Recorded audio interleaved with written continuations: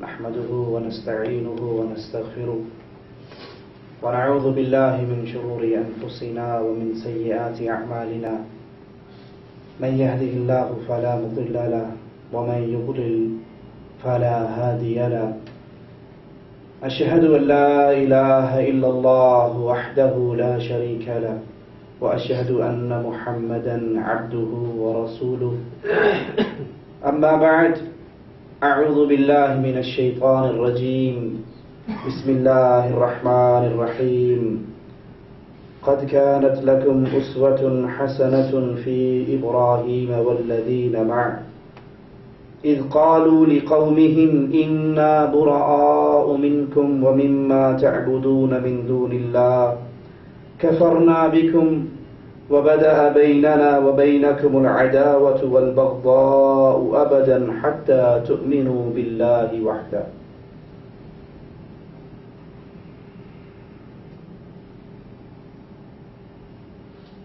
آج کا دور فتنوں سے بھرا ہوا دور ہے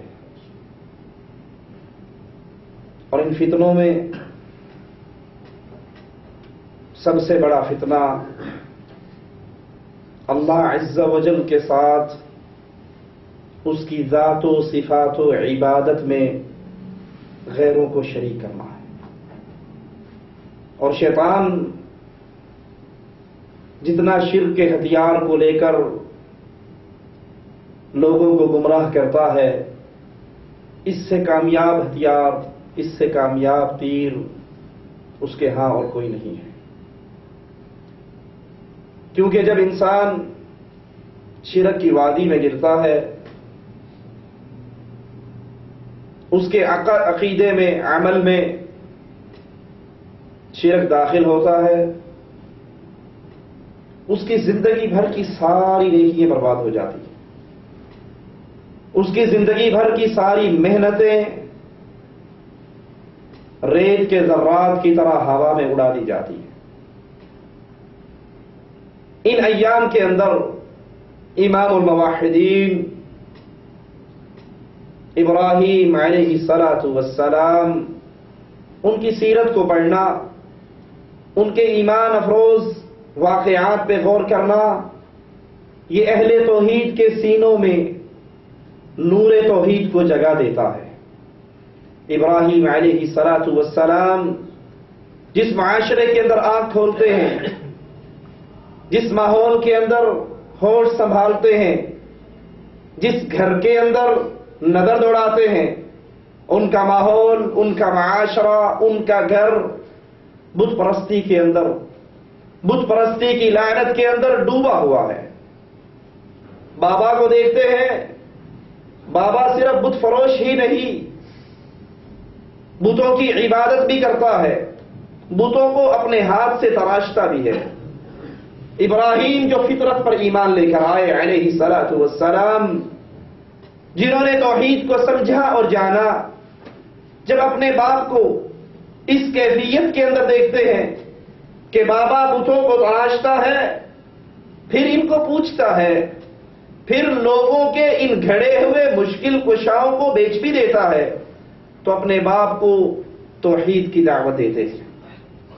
اور اس دعوت سے قیامت تک کے لیے موحدین کو سب سے پہلا سبق کیا مل رہا ہے؟ قوا انفسکم واہلیکم نارا۔ جب بھی تم نے اسلام کے متعلق دعوت کی بنیاد رکھنی ہے، اس کا آغاز اپنے گھر سے کرنا ہے۔ یہ کوئی دینداری نہیں کہ انسان اپنے گھر والوں کو، اپنے قریبی عزیزوں کو، ان کو جن کی مسئولیت اس کی گردن پر ہے، شرک کی وادی میں ڈوبا ہوا، گناہوں کی وادی میں ڈوبا ہوا چھوڑ کر اور 1 سال کے لیے چلہ لگانے کے لیے گھر سے نکل جائے۔ جن کی ذمہ داری رب نے تجھے دی ہے، سب سے پہلا سوال قیامت کے دن اللہ نے تجھ سے انہی کے بارے میں کرنا ہے۔ اپنی جان کو آگ سے بچاؤ، اپنے اہل و عیال کو آگ سے بچاؤ، اپنے خانوادے کو آگ سے بچاؤ، اس کے بعد پھر اس دعوت کو باہر پھیلاؤ۔ ابراہیم علیہ السلام اپنے بابا سے مخاطب ہوتے ہیں، اذ قال لأبيه يا أبت لم تعبد ما لا يسمع ولا يبصر۔ بابا اور توحید کی دعوت دینے والے ابراہیم علیہ الصلاۃ والسلام اہل ایمان کو دعوت کا اسلوب سکھا رہے ہیں. باپ طاغوت ہے، باپ شرک کی دعوت کا منبع بن چکا ہے. یہ گھر بت فروشوں کا گھر ہے، بتوں کے پجاریوں کا گھر ہے، لیکن اس کو اس اسلوب سے بلاتے ہیں یا ابتی، بابا جان، ابا جان، والد محترم، محبت کے الفاظ میں، پیار کے اندر اپنی دعوت کو چھپا کر. اور یہاں سے اسلوب سمجھ آتا ہے کہ جب بھی دعوت دی جائے اپنی بات کہنے میں کھڑے رہیے، بات آپ کی جھوٹی نہ ہو، بات میں لچک، بات میں جھول نہ آئے، لیکن اسلوب اتنا پیارا کہ وہ بات اس کے دل میں لگے.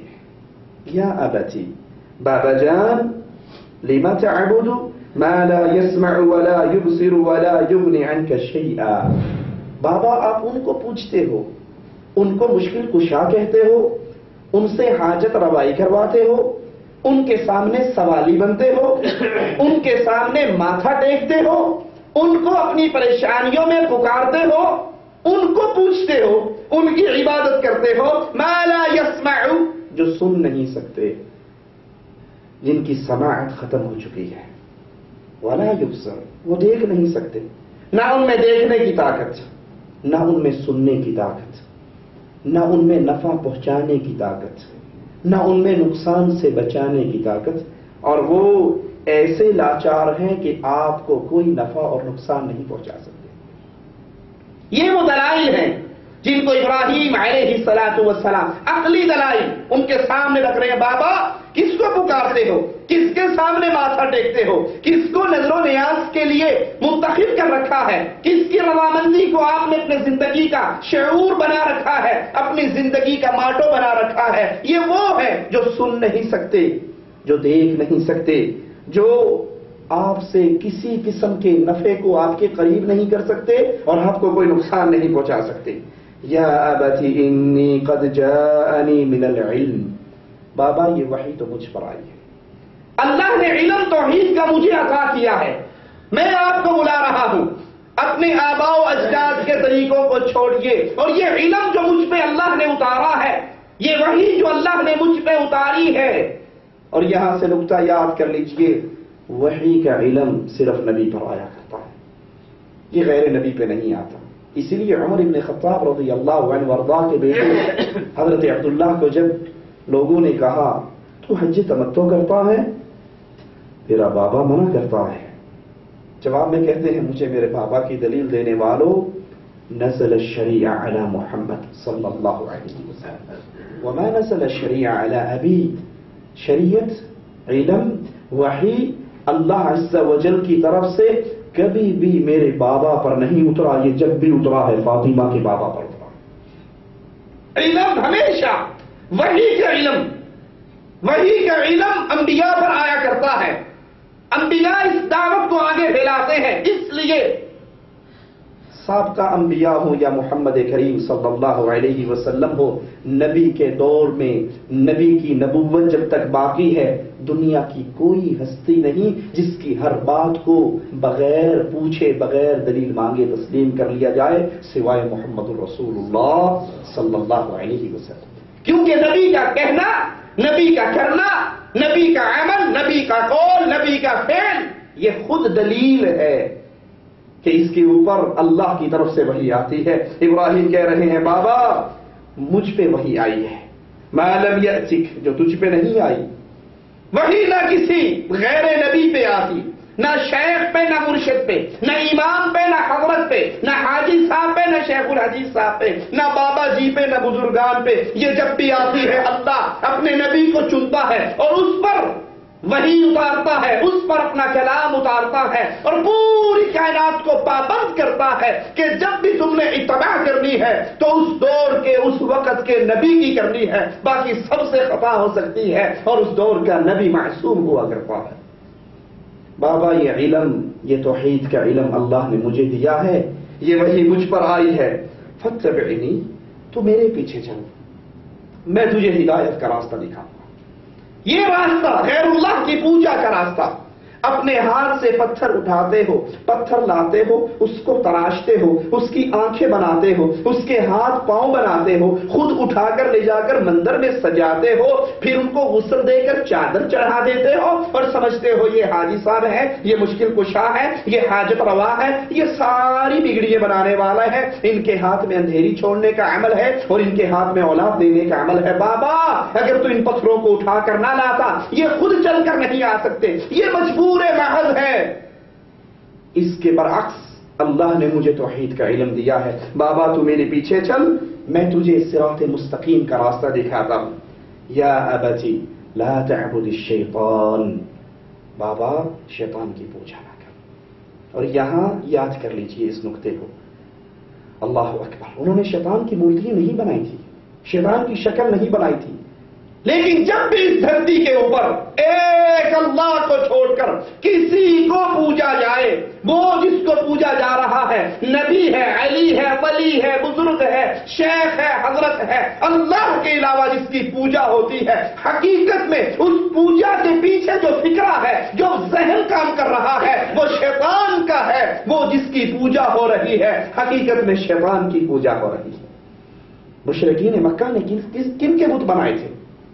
ابراہیم علیہ السلام کا بت، اسماعیل علیہ السلام کا بت، عیسیٰ اور ان کی والدہ کا بت۔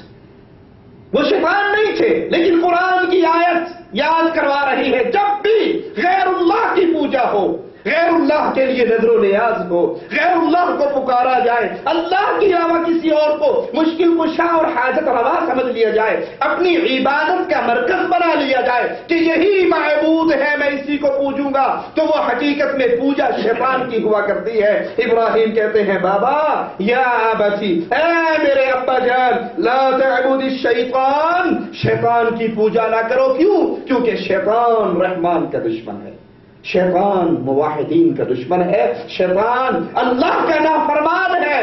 تم جن کو پوج رہے ہو، تم شیطان کے نقطۂ نظر کو پورا کر رہے ہو۔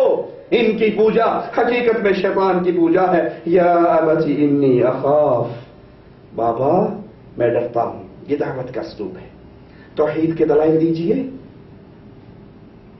ان لوگوں کی عقائد کا عقل اور نقل سے رد کیجئے اور پھر ان کو آخرت کی یاد دلائیے۔ اے لوگو، اے غیر اللہ کے دروں پہ جھکنے والو، ہم تم سے، ہماری نظر تمہاری جیب پر نہیں ہے، ہماری نظر تمہاری اس چمڑی پر ہے۔ ہم تم سے مال نہیں مانگتے، ہم تم سے چندہ نہیں مانگتے، ہم تم سے قربانی کی کھالیں نہیں مانگتے، ہم تم سے کچھ بھی ڈیمانڈ نہیں کرتے۔ ہم تو تمہیں ایک مسلمان ہونے کے ناطے یہ درد رکھتے ہیں کہ اے بھائی، جس راستے کا راہی تو ہے، یہ راستہ جہنم میں لے جانے والا ہے۔ رسول اللہ صلی اللہ علیہ وسلم کو اطلاع ملی، ایک یہودی بچہ بیمار ہے، آپ جاتے ہیں اس کے سرحانے پر بیٹھتے ہیں اور کہتے ہیں یا غلام قل لا الہ الا اللہ، لا الہ الا اللہ کا اقرار کر لو۔ بچہ اپنے بابا سے کہتا ہے، باپ کہتا ہے کہہ دے جو ابو القاسم نے کہا ہے۔ وہ لا الہ الا اللہ کا اقرار کرتا ہے۔ اللہ کے نبی اٹھتے ہیں، دروازے پر پہنچتے ہیں، اس کی آخری ہچکی کی آواز سنتے ہیں، چہرہ رسول پھول کی طرح کھل اٹھتا ہے اور کہتے ہیں اللہ کا شکر ہے، ایک جان جہنم سے اور آزاد ہو گئی۔